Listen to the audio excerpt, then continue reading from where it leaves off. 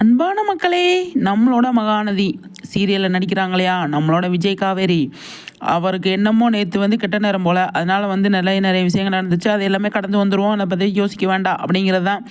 அதுலேருந்து ஒரு கிளிப்பு வந்து ரிலீஸ் பண்ணியிருக்காங்க. அது என்னன்னு சொல்லி பார்த்தீங்க அப்படின்னா, காவேரி வந்து விஜய் வந்து காவேரியை தூக்கி அந்த எக்ஸசைஸ் மாதிரி பண்ணியிருப்பாங்க இல்லையா, அப்போ தூக்கி முடிச்சு கிட்டத்தட்ட ஒரு 20-25 தடவைக்கு மேலே வந்து தூக்கி அவர் அதை அந்த எக்ஸசைஸ் மாதிரி பண்ணியிருக்காரு.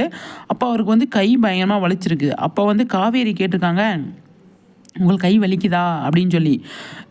இல்லை பரவாயில்ல அப்படின்னு சொல்லி அவர் சொல்கிறாரு. அதுக்கப்புறமா வந்து காவேரி வந்து என்னை நீங்கள் இவ்வளோ தூரம் தூக்கி எக்ஸசைஸ் பண்ணீங்களா, அதுக்கு வந்து ரொம்ப நன்றி, சூப்பர் அப்படின்னு சொல்லி அவங்க அப்ரிசியேட் பண்ணியிருக்காங்க. அதையெல்லாம் பார்க்காம அதையெல்லாம் விட்டு போட்டு, ஆனால் உண்மையாக சொல்கிறேங்க, ஒரு சின்ன விஷயம் எதாக இருந்தாலும் இப்போ கண்ணால் பார்ப்பதும் பொய், காதால் கேட்பதும் பொய் தான். தீர விசாரிக்கணும், நேருக்கு நேராக விசாரித்தா தான் அது என்ன ஏது அப்படின்னு சொல்லி தெரியும்.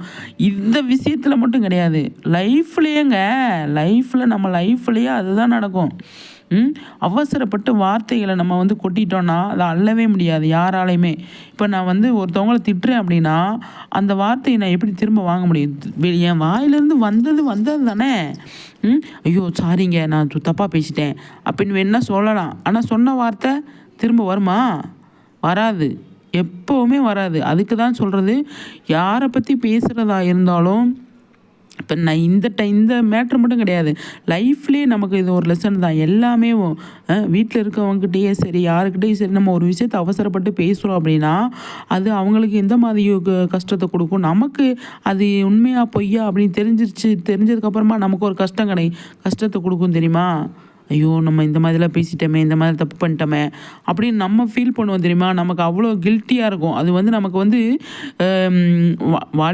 அதாவது அவங்கள பற்றி ஒருத்தவங்கள பற்றி பேசுகிறோம் அப்படின்னா அவங்க கூட அதை கடந்து போயிடுவாங்க, அதை பற்றி யோசிக்க மாட்டாங்க. நாம் வந்து அதை யோசிச்சுட்டே இருப்போம். அடா வச்சா இப்படி பேசிட்டோமே, அப்படி பேசிட்டோமே அப்படின்னு சொல்லி நம்ம வந்து யோசிச்சுட்டே இருப்போம் தெரியுமா. நிஜமாவே தாங்க, எல்லாருக்கிட்டேயுமே வந்து நெகட்டிவ் இருக்கும், பாசிட்டிவ் இருக்கும், எல்லாமே இருக்கும். அதை நம்ம எந்த மாதிரி எடுத்துக்கிறோம் அப்படிங்கிறதான். எல்லாமே சந்தோஷமாக எடுத்துக்கோங்க, எல்லாத்தையும் பெருசாக வந்து யோசிக்காதீங்க, எல்லாமே ஃப்ரீயாக விடுங்க. இது லைஃப்லேயேங்க, நான் சொல்கிற வர்றது லைஃப்லேயே வந்து நமக்கு வந்து இந்த மாதிரி விஷயங்கள்லாம் கடந்து போகணும் அப்படிங்கிறத கற்றுக்கணும். ஒருத்தவங்கள வந்து ஒரு சடனாக நம்மளாக ஒரு முடிவுக்கு வரக்கூடாது.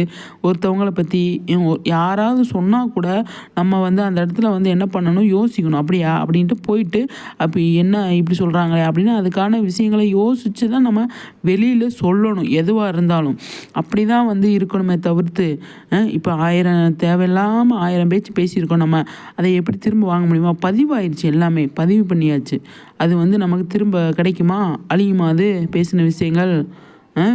அதுக்கு தான் சொல்கிறது, யாருக்கா இருந்தாலும் சரி, இப்போ சுவாமி மட்டும் கிடையாது, வெளியில் இருக்கிறவங்க யாருக்கா இருந்தாலும். இப்போ விஜய் சார்லாம் அரசியலில் வந்து பண்ணிகிட்ருக்காங்க, அவங்களாம் பேசிகிட்டு இருக்காங்க. அந்த மாதிரி நிறைய பேர் பேசுகிறாங்க, பெரிய பெரிய விஷயங்கள்லாம் பண்ணிகிட்டு இருக்காங்களே, எல்லாருமே பேசுகிறாங்க. ஆனால் வந்து அது நம்ம பண்ணவே கூடாது.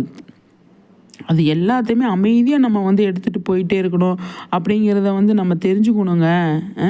தெரிஞ்சுக்கிட்டு நம்ம எதாக இருந்தாலும் பேசணும். லைஃபுக்கு முக்கியமாக பெரியவங்களாக இருந்தாலும் சரி, சின்னவங்களாக இருந்தாலும் சரி, அதுதான் முக்கியமான விஷயம். நம்ம தெரியாதவங்களுக்கு நம்ம கற்றுக் கொடுக்கணும். அந்த மாதிரி விஷயங்கள்லாம் நிறைய சொல்லிக் கொடுங்க. தேவையில்லாத விஷயங்களை வந்து நம்ம வந்து சொல்லிக் கொடுக்க வேண்டாம். இந்த இதில் வந்து சின்னவங்கலேருந்து பெரியவங்க வேறு. அன்றைக்கி இன்டர்வியூவில் கூட பார்த்தீங்களா, 70 வயசு அம்மா வந்து அவ்வளோ ஃபேனாக இருக்காங்க. குட்டி பாப்பா கேட்டிங்கன்னா அவ்வளோ பெரிய ஃபேனாக இருக்காங்க. எல்லாமே யோசித்து எதாக இருந்தாலும் பண்ணுங்கள், சரிங்களா?